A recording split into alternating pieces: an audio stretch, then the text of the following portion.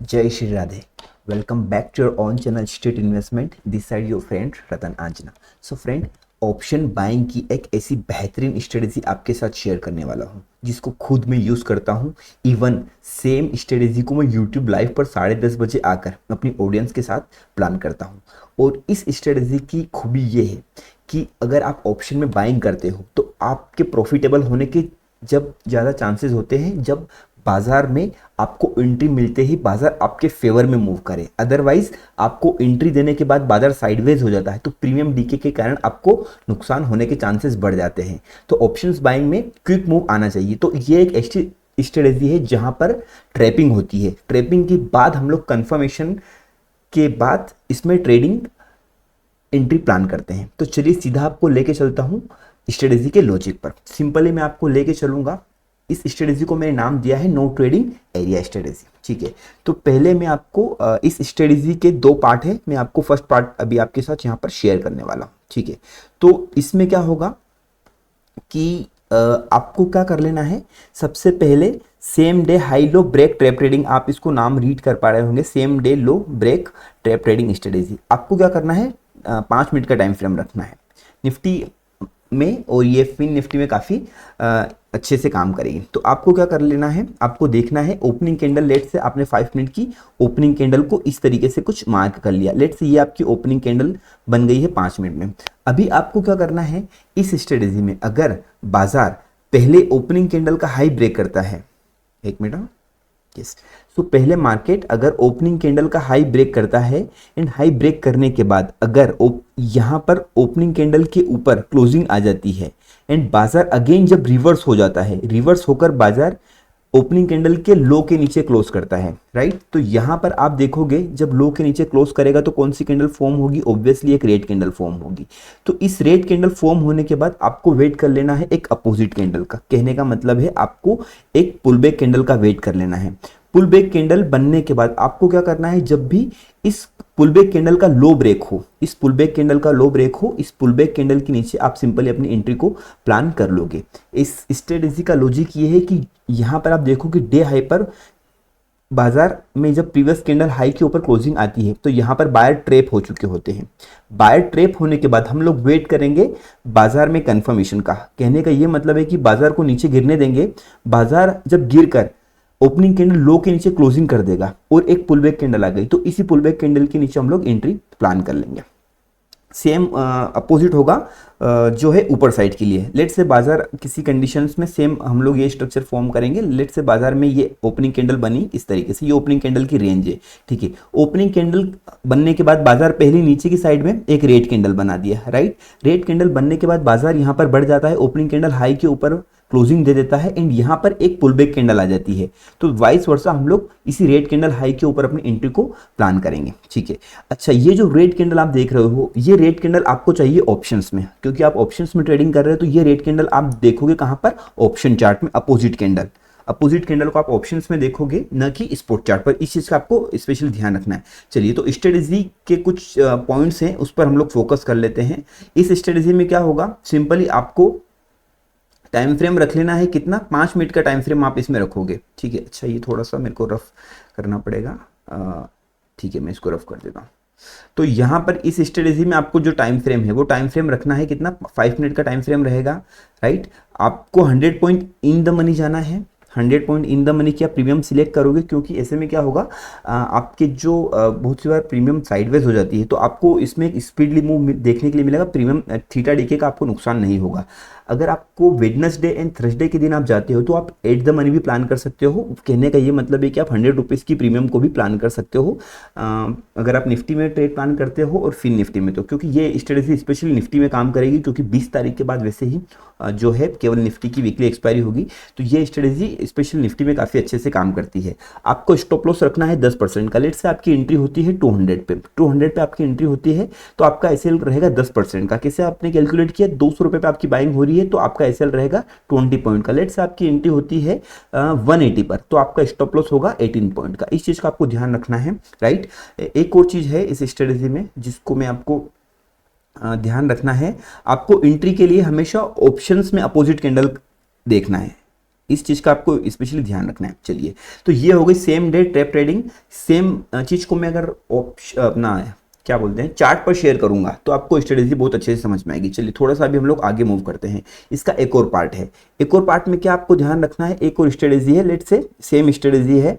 आपको क्या कर लेना है, प्रीवियस डे की रेंज मार्क कर लेना है। यहाँ पर प्रीवियस डे पर ट्रेडिंग में कैसे लोग ट्रैप होते हैं इसको समझेंगे। वो सेम डे की ट्रैपिंग थी। लेट्स से बाजार में ये प्रीवियस डे की ट्रेडिंग रेंज बनी, ठीक है।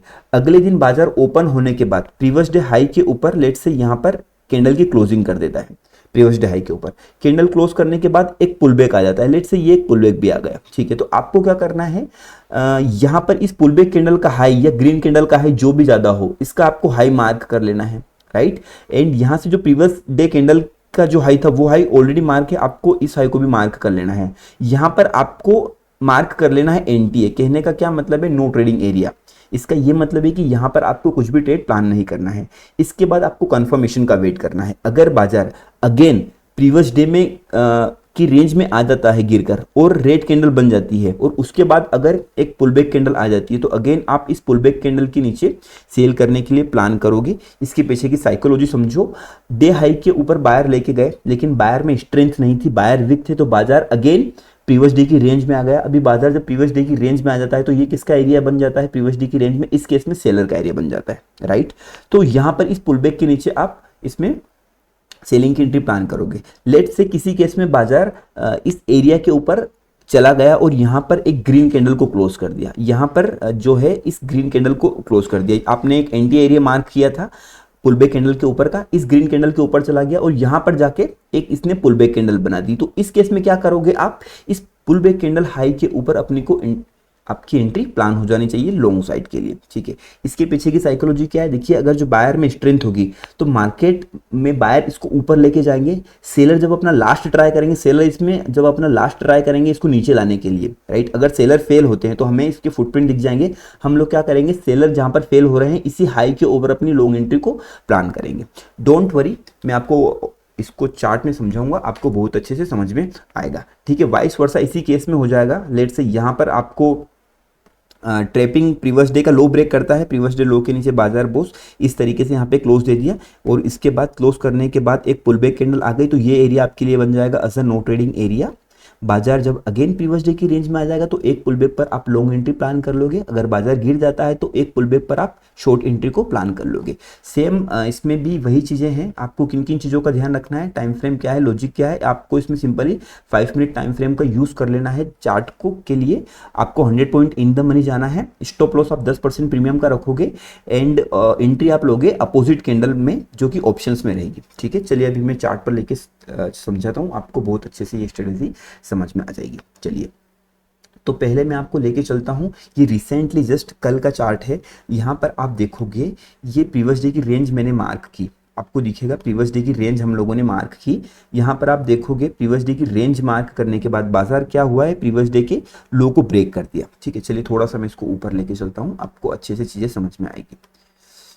यहाँ पर आप देखोगे बाजार ने क्या किया, ये प्रीवियस डे की रेंज के नीचे क्लोज कर दिया। क्लोज करने के बाद बाजार में एक अपोजिट कैंडल आ गई। तो ये यहाँ से लेकर इतना इतना एरिया आपके लिए क्या बन चुका है, एनटीए। एनटीए से क्या मतलब, आपको यहाँ पर कुछ भी ट्रेडिंग प्लान नहीं करना है, ये वॉलेटिलिटी का एरिया है। आपको वेट करना है बाजार में अगेन प्रीवियस डे की रेंज में आने का। यहाँ पर आप देखोगे बाजार प्रीवियस डे की रेंज में इस कैंडल में आया तो सही, लेकिन कैंडल की क्लोजिंग नहीं हुई। अगली बार आप देखोगे यहाँ पर कैंडल की क्लोजिंग भी हो चुकी है और एक पुलबैक कैंडल भी आ चुकी है। तो आपको क्या करने लेना है, इसी पुलबैक कैंडल के ऊपर आप अपनी जो है ऑप्शंस में एंट्री प्लान करोगे। आपका स्टॉप लॉस रहेगा 10% का। चलिए मैं आपको ऑप्शन चार्ट पर भी समझाता हूँ, आपको बहुत अच्छे से समझ में आएगा। तो यहाँ पर आप देखोगे इसकी जो क्लोजिंग हुई है, लेट से इसकी आप क्लोजिंग प्राइस देखोगे, आप मेरे कर्सर को देखना, तो यहाँ पर इसकी क्लोजिंग प्राइस आप इसको नोटिस करते हो तो आपको दिखेगा बाजार में क्लोजिंग कहाँ पर हुई है, 24,186। मतलब आपको क्या कर लेना, प्राइस चल रहा है 24,200 के आसपास, तो 100 पॉइंट इन द मनी चले जाना है।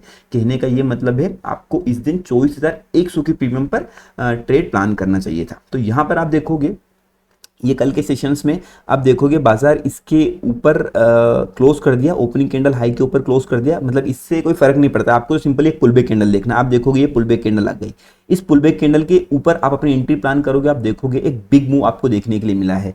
मैं आपको ऑप्शंस में देखोगे तो इस आपकी एंट्री वैलिड हो रही थी ऑप्शंस में, आप देखोगे इसमें ऑप्शंस में आपकी एंट्री वैलिड हो रही थी 245 के ऊपर, आप देखोगे 245.20 का आपका एंट्री थी, तो आपको क्या कर लेना है 245.20 के ऊपर आपकी एंट्री वैलिड है।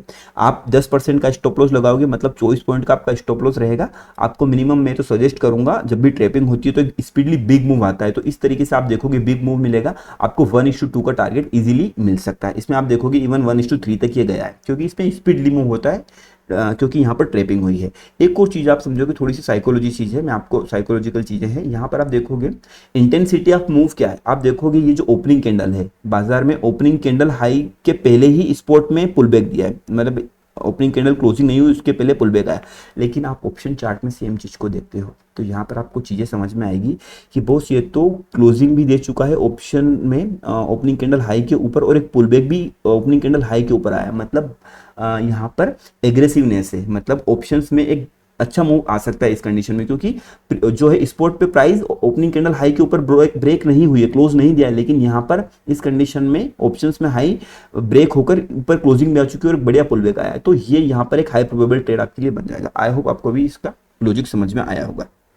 चलिए, तो एक और अपना सेटअप है जिसको मैंने आपको जस्ट अभी एक्सप्लेन किया है, उस पर भी हम लोग डिस्कस करते हैं। अच्छा, आप बहुत से लोग बोलेंगे कि जब ये लाइव मार्केट में प्राइस चलती है ना, तो आप previous day high and low को मार्क करना भूल जाते हो, या आपको समझ में नहीं आता है कि प्रीवियस डे, क्योंकि लेट से बाजार अभी यहाँ पर ट्रेड कर रहा है और आपने ये चार्ट को इस तरीके से सेट करके रखा है, तो आपको पता ही नहीं चलेगा कि प्रीवियस डे की रेंज कहाँ पर है। ऐसे में आपने किया तो आपको पता नहीं चलेगा, तो इसके लिए आप ट्रेडिंग व्यू में जाकर एक इंडिकेटर को भी देख सकते हो। इस इंडिकेटर का नाम है, आप सिंपली इंडिकेटर पे जाओगे, यहाँ पर आप सर्च कर लोगे प्रीवियस डे हाई लो, आप सर्च करते हो तो आपको एक लक्स एल्बो का, ये यहाँ पर आप देखोगे ये लक्स एल्बो का एक इंडिकेटर आपको दिखेगा। इस इंडिकेटर को आप प्लॉट कर सकते हो। इसमें आपको क्या फायदा हो जाएगा, previous day high and low की रेंज मार्क हो जाएगी। अभी यहाँ पर आप देखोगे ये प्रीवियस डे की रेंज यहाँ पर मार्क हो चुकी है। अभी अगली दिन क्या मुझे करना है, सिंपली इसके ऊपर क्लोजिंग का वेट कर लेना है, या इसके नीचे क्लोजिंग का वेट कर लेना है, और एक पुल बैक कैंडल का वेट कर लेना है। अगर जो बाजार इसके नीचे जाएगा तो एक पुल बैक पर मैं सेल कर दूंगा, बाजार अगर जो रिवर्स हो जाता है तो एक पुल बैक पर मैं इसको बाय करने के लिए प्रीफर करूंगा। आई होप आपको ये लॉजिक समझ में आ चुका होगा।